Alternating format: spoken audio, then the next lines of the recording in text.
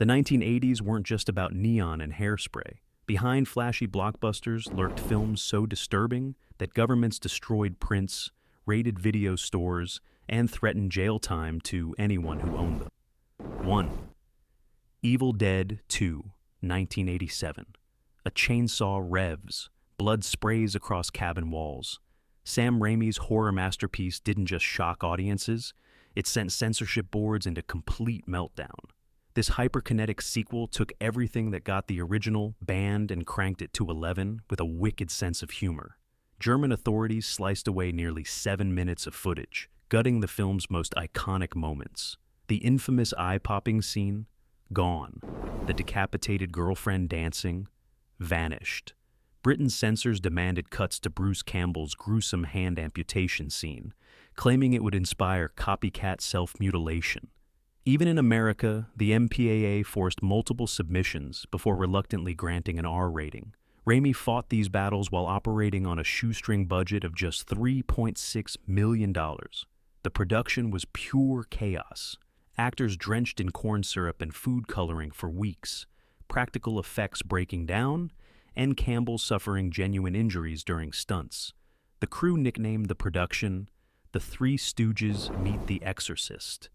Critics didn't know what to make of it. Some dismissed it as mindless splatter, while others recognized its groundbreaking blend of horror and comedy. Roger Ebert called it a comedy disguised as a bloodbath. The controversy only fueled its cult status, with fans trading increasingly degraded VHS copies to experience Raimi's uncompromised vision. Today, Evil Dead 2 streams in its full gory glory on multiple platforms, completely restored from the original negatives. What censors once feared would corrupt society is now celebrated as one of the most influential horror comedies ever made. The lesson? Sometimes the most innovative films are the ones authorities try hardest to bury. 2. The Fly, 1986. A scientist's body bubbles and splits open as human flesh gives way to insect exoskeleton. David Cronenberg's remake of The Fly didn't just update a 50s B-movie, it transformed it into a meditation on disease and decay that terrified censors worldwide. The British Board of Film Classification demanded cuts to multiple sequences, particularly the infamous vomit drop scene, where Jeff Goldblum's character dissolves his victim's hand with corrosive digestive enzymes. Finland banned the film outright, claiming it would cause psychological damage to viewers. In Australia, the film was heavily cut for its theatrical release, with nearly 4 minutes of Brundlefly's grotesque transformation removed. What made censors truly uncomfortable wasn't just the gore, it was Cronenberg's clinical approach to body horror. The director insisted on medical accuracy, consulting with entomologists and geneticists to create a scientifically plausible transformation. Special effects wizard Chris Walas won an Oscar for creating over 20 different stages of Brundlefly, each more disturbing than the last. Critics were divided between those who saw artistic genius and those who saw repulsive exploitation. The New York Times praised it as a gross-your-eyes-out horror movie that is also the year's most poignant romance. Meanwhile, some religious groups protested theaters showing the film, claiming it promoted anti-religious ideologies about tampering with nature. The uncut version eventually emerged on Laserdisc in the 90s, but it wasn't until the 2000s that fully restored Blu-ray editions made Cronenberg's complete vision accessible. Today, streaming services offer the film in its uncensored form, allowing viewers to experience every stomach-turning moment of what many now consider Cronenberg's masterpiece, a film that asks how much humanity remains as the body betrays itself. From your eyes. 4. RoboCop, 1987. A corporate boardroom erupts in violence as a malfunctioning robot shreds an executive into bloody chunks. Paul Verhoeven's RoboCop might look like standard 80s action on the surface, but underneath lurked a savage satire so brutal that censors went into overdrive trying to tame it. Verhoeven even submitted his film to the MPAA a staggering 11 times before securing an R rating. The original cut featured extended scenes of Murphy's execution, with his hand blown off and head graphically shot at point-blank range. The ED-209 boardroom massacre lingered on the corporate victim's body being riddled with bullets. International censors were even harsher. Germany cut a full 5 minutes, while the UK heavily edited both the Murphy murder and the toxic waste scene. The violence wasn't gratuitous, it was the point. Verhoeven deliberately made the brutality shocking to underscore his critique of American corporate culture and militarized policing. Studio executives panicked, fearing the film's anti-capitalist message would alienate audiences. Instead, it earned $53.4 million against a $13 million budget, proving that audiences connected with its subversive themes. Production was fraught with challenges. The RoboCop suit, which cost over $1 million to build, was so uncomfortable that actor Peter Weller lost 3 pounds a day from sweating. He could initially only work 20-minute stretches before needing to cool down. The Detroit Police Department refused to cooperate with filming, forcing the production to shoot in Dallas instead. Critics gradually recognized the film's brilliance. Washington Post critic Hal Hinson called it a sci-fi fantasy with a nasty political bite. Even conservatives who initially condemned the film eventually acknowledged its prescient vision of corporate control. Today, the director's cut streams on multiple platforms, restoring Verhoeven's uncompromised vision in all its ultra-violent glory. What once scandalized censors is now recognized as one of the smartest science fiction films of the decade, proving that sometimes the most censored films are the ones that cut closest to society's bone. 5. The Thing, 1982. A man's chest cavity splits open, revealing rows of teeth that bite off his doctor's arms. John Carpenter's The Thing wasn't just banned, it was buried. Released the same summer as E.T., this paranoid masterpiece about a shape-shifting alien shocked audiences expecting a family-friendly space adventure. Sweden and Australia demanded extensive cuts before allowing theatrical release, focusing on the autopsy scene and the infamous defibrillator sequence. Germany banned it outright until 1991, claiming the film's nihilistic tone and graphic transformations would damage public morale. Even in America, entire theater chains refused to screen the uncut version, forcing Universal to release a sanitized edit that removed nearly 4 minutes of Rob Bottin's groundbreaking effects. What made The Thing so controversial wasn't just the gore, it was the film's bleak outlook. In an era of Reagan-era optimism, Carpenter delivered a vision of total isolation and distrust. The studio panicked when test audiences reacted with disgust rather than entertainment, demanding a more hopeful ending that Carpenter refused to shoot. Behind the scenes, the production nearly destroyed everyone involved. Effects wizard Rob Bottin worked 20-hour days for over a year, eventually requiring hospitalization for exhaustion. Temperatures on the refrigerated sets were kept below freezing, leading to numerous health issues for cast and crew. The film ultimately cost $15 million, but earned only $19.6 million, making it a commercial disappointment. Critics savaged the film upon release. David Ansen of Newsweek called it the ultimate in alien terror, determined to disgust us. Vincent Canby dismissed it as instant junk.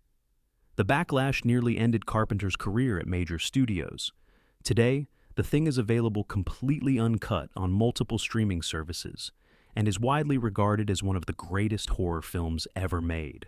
Its practical effects still outshine modern CGI, and its atmosphere of paranoia feels more relevant than ever. Sometimes the most important films are the ones society initially rejects. 6. Videodrome. In 1983, a man inserts a videotape into a throbbing opening in his abdomen. David Cronenberg's Videodrome didn't just challenge censors, it predicted the entire debate about media control and censorship, decades before the internet age. This hallucinatory nightmare follows a cable TV programmer's descent into madness after discovering a broadcast signal that causes viewers to experience violent hallucinations. The MPAA demanded multiple cuts before reluctantly granting an R rating. Scenes of James Wood's stomach slot and Debbie Harry's torture on the Videodrome set were heavily trimmed. International censors were even more aggressive. Japan cut over 7 minutes, while Australia banned it entirely until 1987. The UK Classification Board forced removal of the breathing TV sequence and shortened the handgun fusion scene. What terrified authorities wasn't just the imagery, It was Cronenberg's suggestion that media consumption physically rewires our brains and bodies. In an era of growing conservative media control, Videodrome's message that the television screen is the retina of the mind's eye struck a nerve with political establishments worldwide. Production was as bizarre as the film itself. Cronenberg insisted on practical effects for all hallucinations, creating a surreal atmosphere on set. The famous TV scene required Rick Baker's team to build a breathing, pulsating television that could physically expand. James Woods later claimed he experienced genuine hallucinations after spending weeks immersed in the disturbing material. Critics were deeply divided. Some dismissed it as pretentious body horror, while others recognized its prophetic vision. The Village Voice called it a Faustian fable for the information age, while mainstream publications branded it depraved and meaningless. Today, the complete uncut version is available on Criterion Collection and streaming platforms. Modern viewers recognize Videodrome's uncanny prediction of our screen-dominated reality and media manipulation. Cronenberg's warning about how easily visual information can reshape humanity wasn't just ahead of its time. It was too dangerous for authorities to allow in its original form. 7. Re-Animator, 1985. A severed head holds a struggling woman hostage with perverse intentions. Stuart Gordon's Re-Animator didn't just shock censors, it injected pitch-black comedy into Lovecraftian horror with such gleeful abandon that authorities worldwide didn't know whether to laugh or ban it outright. The MPAA refused to grant an R rating, forcing the film to be released unrated in the US. Germany banned it completely until 1999, while Britain demanded extensive cuts to the Morgue Massacre and the infamous head scene. Australia created a heavily edited version that removed nearly 7 minutes, rendering the plot nearly incomprehensible. What made censors lose their minds was the film's sardonic approach to extreme content. Gordon didn't just show graphic violence, he presented it with such dark humor that authorities worried viewers would become desensitized to real atrocities. Religious groups were particularly outraged by the film's casual approach to reanimating the dead, calling it blasphemous and dangerous. Behind the scenes, the production operated on a shoestring $900,000 budget, forcing the crew to get creative. The glowing green reanimation serum was actually Windex mixed with food coloring.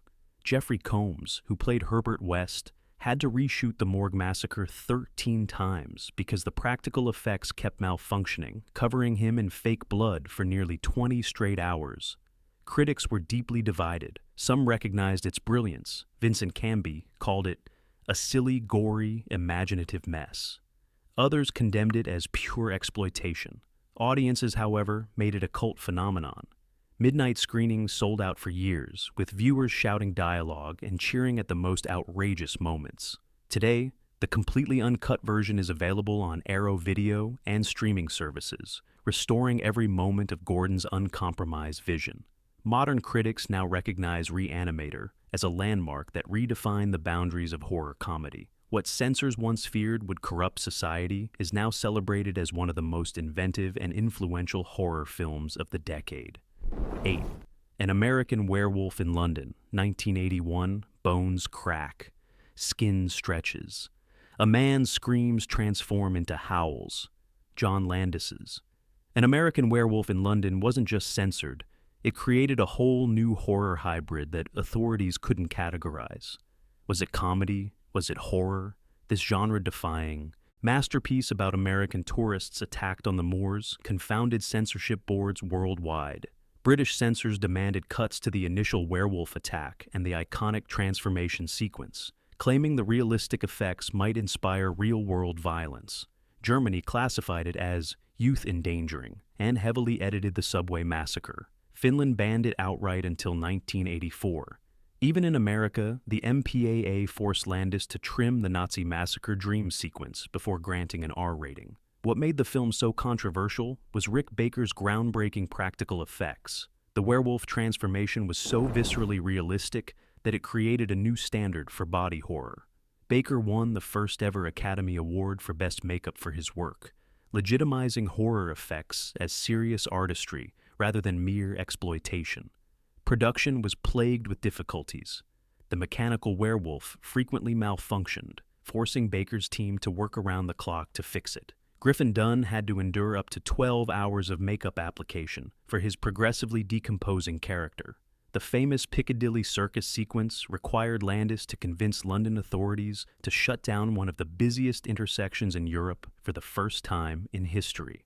Critics were confounded by the film's tonal shifts.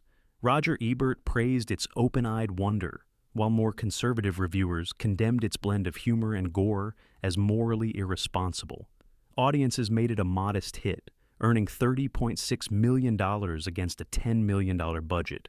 Today, the fully uncut version is available on multiple platforms, restoring every frame of Baker's groundbreaking effects work. Modern viewers recognize it as a film that fundamentally changed werewolf mythology and cinema, proving that the most influential works are often the ones that defy easy classification and censorship.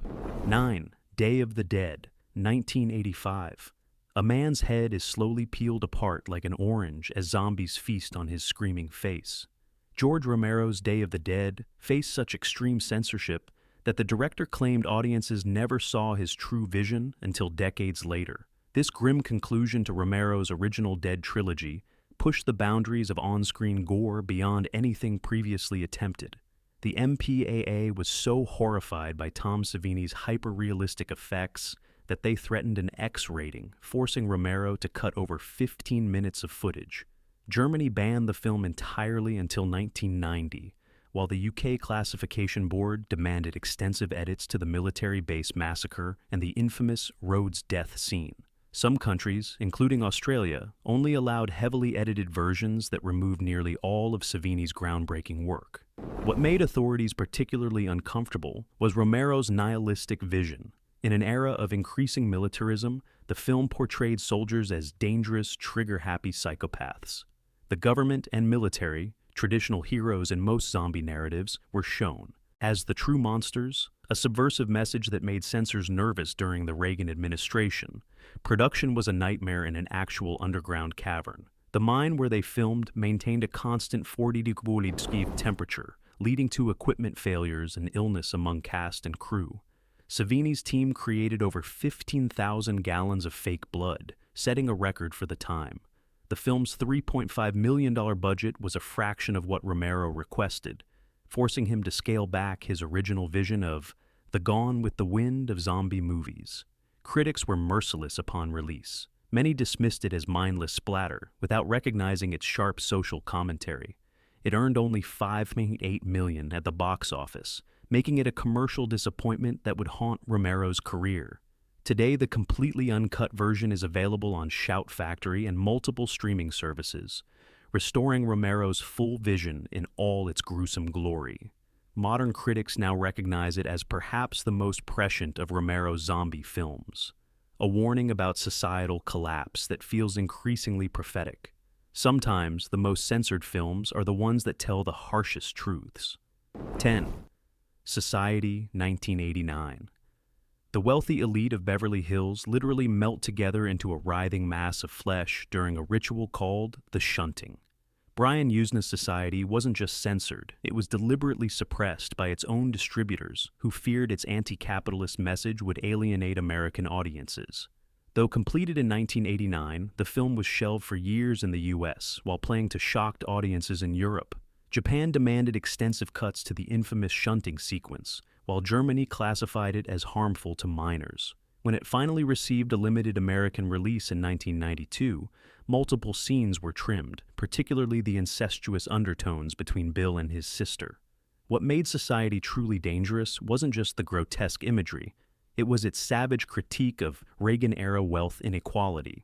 The film literally depicted the rich as a different species that feeds on the poor. In an era celebrating unfettered capitalism, this message was deemed too subversive for mainstream release. The studio buried it, hoping it would fade into obscurity.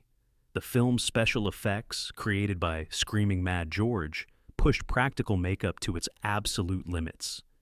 The surrealist Japanese artist spent months developing the technique to create the shunting scene, which required actors to be covered in prosthetics for up to 18 hours at a time. Many crew members reportedly vomited when they first saw the completed effects. Critics who actually saw the film recognized its transgressive brilliance. Time, Outs London, called it a savage and brilliant satire on the disgraceful values of the American ruling classes. Meanwhile, mainstream American publications either ignored it completely or dismissed it as tasteless exploitation. Today, Arrow Video has restored the completely uncut version for Blu-ray and streaming, allowing viewers to finally experience Yuzna's uncompromised vision.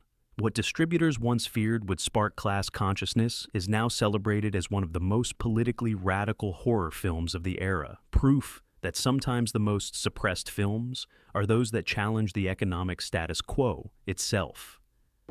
11. The Howling, 1981. A werewolf transformation stretches for minutes as bones snap, flesh tears, and a woman watches in frozen terror. Joe Dante's The Howling redefined werewolf mythology so dramatically that censors worldwide scrambled to contain its influence. This wickedly funny horror film about a news anchor encountering a colony of werewolves pushed practical effects beyond what most audiences had ever seen. Australian censors demanded extensive cuts to the transformation sequences and the infamous bonfire scene, removing nearly 4 minutes in total. The UK Classification Board heavily edited the Dr. Wagner death scene and shortened Eddie's prolonged transformation. Even in America, the MPAA forced Dante to trim several scenes before granting an R rating, particularly the more erotic aspects of the werewolf subculture. What made The Howling particularly troubling for censors wasn't just the gore. It was the film's subversive suggestion that society's most respected members might be monsters hiding in plain sight. In an era of increasing conservative control, the idea that therapists, police, and authority figures were literal wolves struck a nerve with establishment censors. Behind the scenes, the production was plagued with difficulties. The original director was fired after just a few days, forcing Dante to take over with minimal preparation. The werewolf costumes were so uncomfortable that actors could only film for 20 minutes before needing breaks. Effects wizard Rob Bottin worked himself to exhaustion, eventually leaving before production finished to begin work on The Thing. Critics were divided, with some praising its wit and others dismissing it as exploitation. Roger Ebert called it an effective mixture of horror and humor, while more conservative reviewers condemned its graphic transformations as gratuitous. Despite mixed reviews, it earned $17.9 million against a $1.5 million budget, spawning 7 sequels of diminishing quality. Today, the fully uncut version is available on multiple platforms, restoring Dante's complete vision. Modern viewers recognize The Howling as a landmark that permanently changed werewolf films, making all previous transformations seem tame by comparison. What censors once feared would traumatize audiences is now celebrated as a technical triumph that continues to influence filmmakers decades later. 12. Near Dark, 1987. A man forcibly drinks blood straight from a slashed wrist while his family burns to death around him. Catherine Bigelow's Near Dark wasn't just censored, it was deliberately buried by distributors uncomfortable with its genre-defying approach. This neo-Western vampire tale merged bloodsuckers with outlaws, creating something censors couldn't easily categorize. The MPAA demanded cuts to multiple scenes, particularly the bar massacre and the hotel killing spree, before granting an R rating. International censors were even harsher. Germany removed nearly 6 minutes, focusing on the scene where Homer attacks the young boy. Australia heavily edited the blood-drinking sequences, claiming they glamorized violence. What made Near Dark particularly subversive was its refusal to explain its vampires or even use the V word. Bigelow presented vampirism as a blood-borne disease rather than a supernatural curse, giving the film an uncomfortable resonance during the AIDS crisis. Conservative groups condemned the film for its sympathetic portrayal of infected individuals, a thinly veiled allegory that was too political for comfort in Reagan's America. Production operated on a modest $5 million budget, forcing incredible creativity from the crew. Unable to afford expensive vampire fangs, Bigelow instructed the actors to use body language and performance to convey their predatory nature. The iconic bar massacre took 24 days to film, nearly a quarter of the entire production schedule. 3 members of the cast had previously appeared in Aliens, leading to Near Dark being informally known as Aliens in the Desert. Critics were largely dismissive upon release. The film earned only $3.4 million at the box office, making it a commercial disappointment. However, VHS rentals gradually built its reputation as a cult classic. Today, the completely uncut version is available on Shout Factory Blu-ray and several streaming platforms. Modern critics now recognize Near Dark as a revolutionary vampire film that influenced everything from True Blood to Twilight. Bigelow's vision was so ahead of its time that even censors didn't know what to make of it, a film too original to be properly understood until decades later. 13. Phantasm, 1979. A metallic sphere drills into a man's skull before spraying his brain matter across the marble floor. Don Coscarelli's Phantasm may have premiered in 1979, but its censorship battles raged throughout the early 80s as VHS distribution exposed new audiences to its surreal horrors. This fever dream about the tall man and his interdimensional funeral parlor confounded censors who couldn't decide if it was art or exploitation. Britain's classification board demanded extensive cuts before allowing video release, focusing on the sphere sequence and the finger-in-the-box scene. Australia banned it outright until 1985. Even in America, the film faced regional censorship, with several states forcing theaters to cut the yellow blood scene before screenings. The film's dreamlike narrative made censors particularly uncomfortable, as they couldn't distinguish between reality and hallucination. What made Phantasm truly revolutionary was its DIY approach. Coscarelli served as writer, director, producer, cinematographer, and editor, creating a singular vision uncompromised by studio interference. The entire film was shot for just $300,000, with most of the budget spent on the iconic silver sphere, which required multiple prototypes before functioning properly. Production was a true independent effort. Most of the cast were Coscarelli's friends with no acting experience. Angus Scrimm, who played the tall man, created his own costume and developed his character's distinctive walk. The famous marble mausoleum was actually a functioning funeral home that only allowed filming between midnight and 6 a.m., forcing the cast and crew to adapt to a nocturnal schedule. Critics initially dismissed it as incoherent, but audiences made it a sleeper hit, earning over $12 million and spawning 4 sequels. Roger Ebert famously gave it a negative review, calling it a film to watch at arm's length. Yet, it gradually developed a massive cult, following through midnight screenings and VHS rentals. Today, Phantasm is available completely uncut and restored in 4K, preserving every bizarre moment of Coscarelli's uncompromised vision. What censors once found too disturbing to allow has become a beloved classic that continues to influence horror filmmakers. The tall man's warning, "You think when you die, you go to heaven. You come to us," proved prophetic for a film that refused to stay buried. 14. They Live, 1988. Aliens disguised as humans control society through subliminal messages hidden in advertising and media. John Carpenter's They Live wasn't censored for violence. It was suppressed for its radical political message. This sci-fi action film, about a drifter who discovers glasses that reveal the hidden alien control of society, struck too close to the bone for comfort. Though it avoided explicit government censorship, the film faced significant distribution challenges. Major theater chains limited its release, and television broadcasts heavily edited the film's political messages. International markets were even more restrictive. China banned it completely, while several European countries demanded removal of specific anti-capitalist imagery before allowing release. What made They Live dangerous wasn't gore or violence. It was Carpenter's unsubtle critique of Reagan-era consumer capitalism.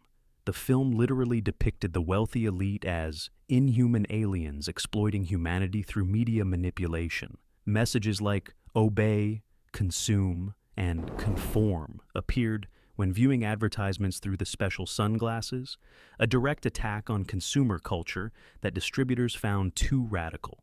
Production operated on a modest $3 million budget during the 1988 Writers Guild strike. Carpenter wrote the screenplay under a pseudonym to avoid guild complications. Professional wrestler Roddy Piper was cast in the lead role despite having almost no acting experience, a gamble that paid off with his iconic delivery of the line, "I have come here to chew bubblegum and kick ass, and I'm all out of bubblegum." Critics were largely dismissive upon release. The Washington Post called it a movie without much reason for being. It earned only $13 million at the box office, making it a modest commercial success, but far from a hit. However, VHS rentals and cable broadcasts gradually built its reputation as a cult classic. Today They Live is available completely uncut on multiple platforms and is widely recognized as a prescient political satire. Carpenter's critique of media manipulation and economic inequality feels more relevant now than when it was released. Sometimes, the most important films aren't censored for what they show, but for what they reveal about the society trying to suppress them. 15. From Beyond, 1986. A pineal gland grows from a scientist's forehead like a grotesque third eye, seeking sensory experiences beyond human comprehension. Stuart Gordon's From Beyond, loosely based on H.P. Lovecraft's story, didn't just discuss censors, it broke them. This hallucinatory body horror about a machine that stimulates the pineal gland to perceive other dimensions pushed far beyond what authorities considered acceptable. The MPAA initially gave it an X rating, forcing Gordon to cut nearly 4 minutes of footage. International censors were even more aggressive. Germany banned it outright until 1991, while Australia demanded extensive cuts to the brain-eating scenes and Crawford's death. The UK Classification Board created a heavily edited version that rendered the plot nearly incomprehensible, removing all scenes of the transformed Dr. Pretorius. What made From Beyond particularly disturbing for censors was its fusion of extreme body horror with explicit eroticism. Gordon deliberately blurred the lines between pleasure and pain, suggesting that the pineal gland, when properly stimulated, could turn torture into ecstasy. This transgressive message was deemed too dangerous for mainstream audiences in Reagan's America. Production operated on a tight $4.5 million budget, forcing incredible creativity from the effects team. The resonator machine was built from spare electrical parts and lighting fixtures. The creature effects required actors to be covered in latex for up to 12 hours at a time, causing several skin reactions and health issues. Jeffrey Combs, who played Crawford, later described the experience as physical torture. Critics were deeply divided. Some recognized Gordon's artistic ambitions, while others dismissed it as mindless exploitation. Variety called it a grisly, grotesque horror film that delivers the shivers, while mainstream publications condemned its excesses. Despite mixed reviews, it developed a devoted following through VHS rentals and late-night cable broadcasts. Today, Scream Factory offers the completely uncut version on Blu-ray and digital platforms, restoring Gordon's full vision in all its visceral glory. Modern viewers recognize From Beyond as a landmark in body horror that pushed the boundaries of what practical effects could achieve. What censors once deemed too extreme for public consumption is now celebrated as a masterpiece of Lovecraftian cinema, proving once again that true artistic vision cannot be permanently suppressed. From mutated flesh to mind-bending satire, these 15 films pushed boundaries that terrify. They reveal as much about the fears of censors as they do about their visionary creators. Which of these once forbidden masterpieces shocked you most? Comment below with the film that made you question why it was ever banned. In an era of algorithm-controlled content, are we heading toward a new, more invisible form of censorship? One where controversial art doesn't get banned, but simply vanishes from your feed?